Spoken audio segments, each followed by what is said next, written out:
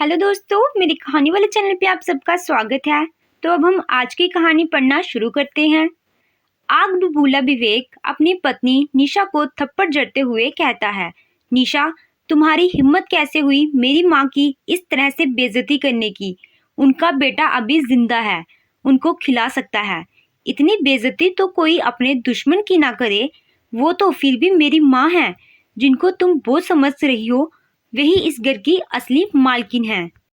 5 वर्ष पहले पहले अपने पिता से आशीर्वाद ले, आज तूने उनका सपना पूरा कर दिया।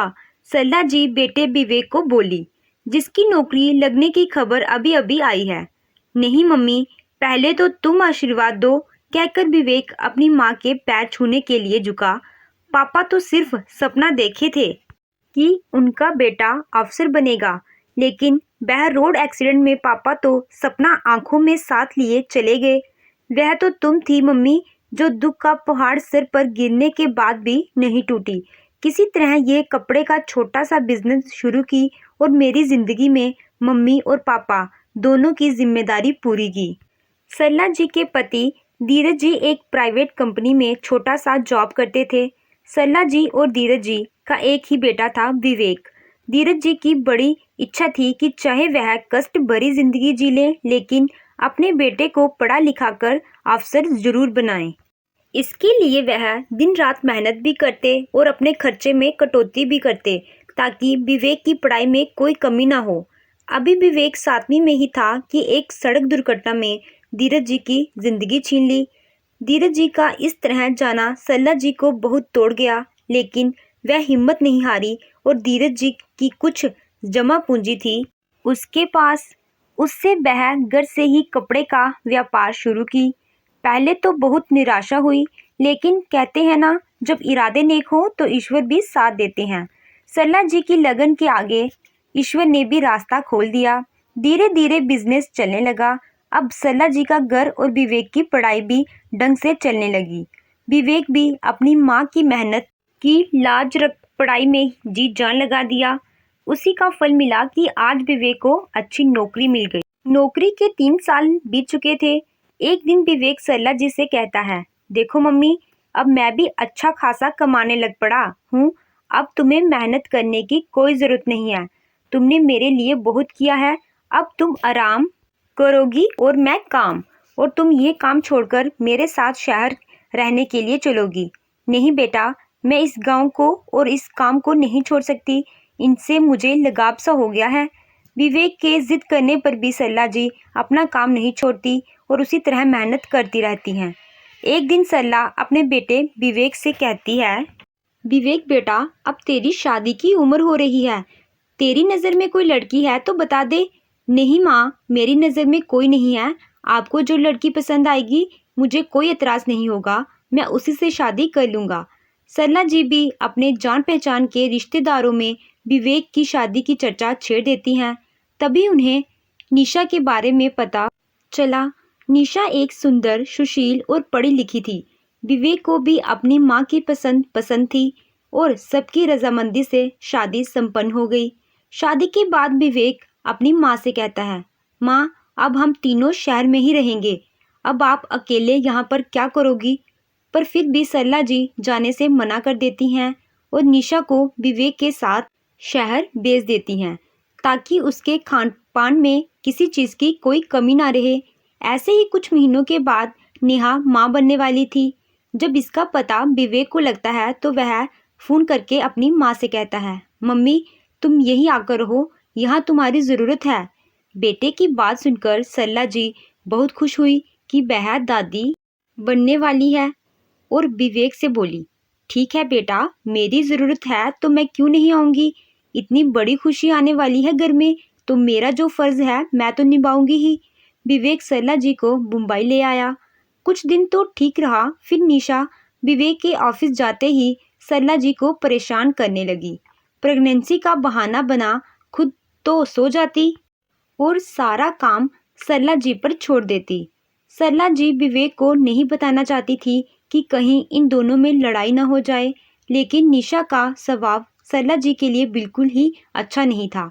निशा सरला जी से घर के सारे काम करवाती, अगर कभी सरला जी ये कह देती कि बेटा मैं थक गई हूँ, आराम कर रही हूँ, तो कहती यहाँ तो काम करने के लिए ही आई हो तो काम ही करो, बहाने मत बनाओ।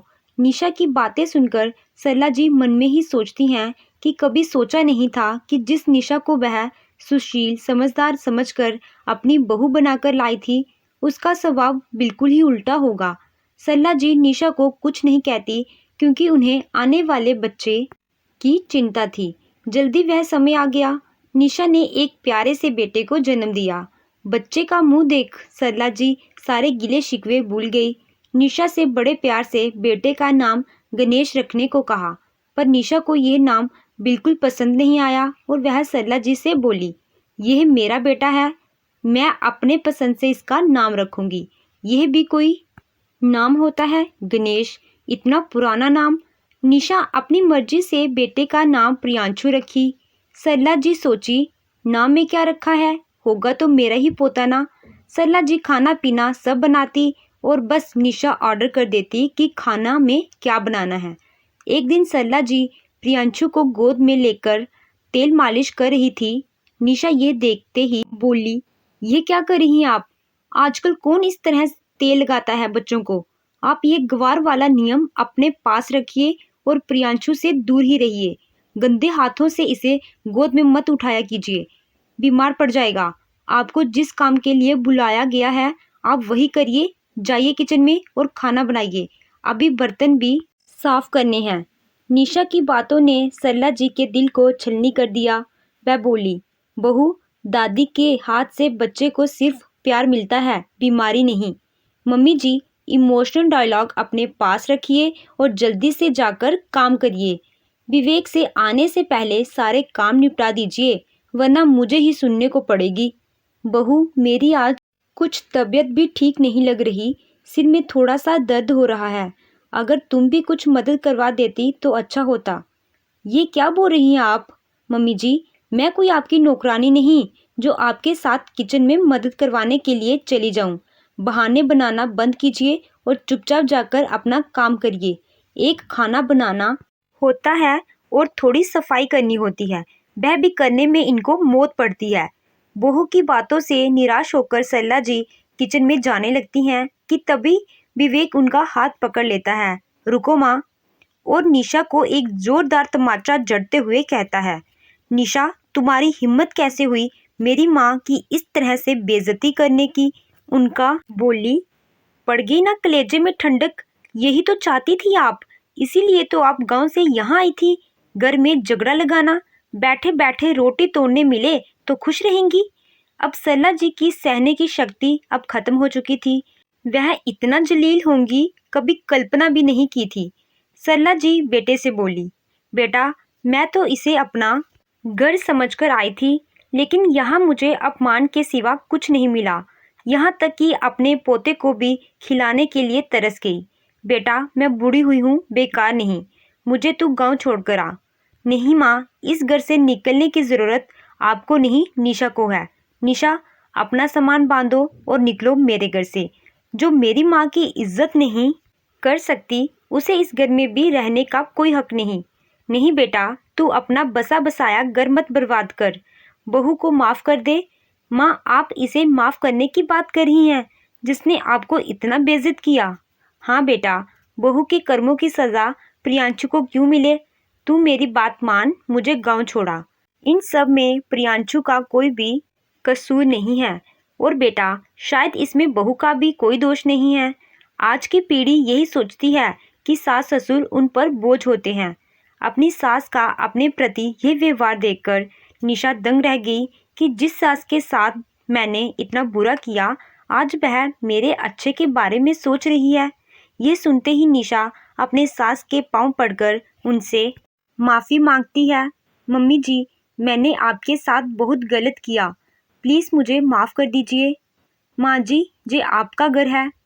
बेटा, तुम्हें अपनी गलती का एहसास हो गया, मेरे लिए तो यही बहुत बड़ी बात है।